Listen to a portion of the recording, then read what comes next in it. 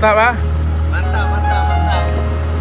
Ngapain Mas Supra? Kasih nampak ikannya nih. Penuh.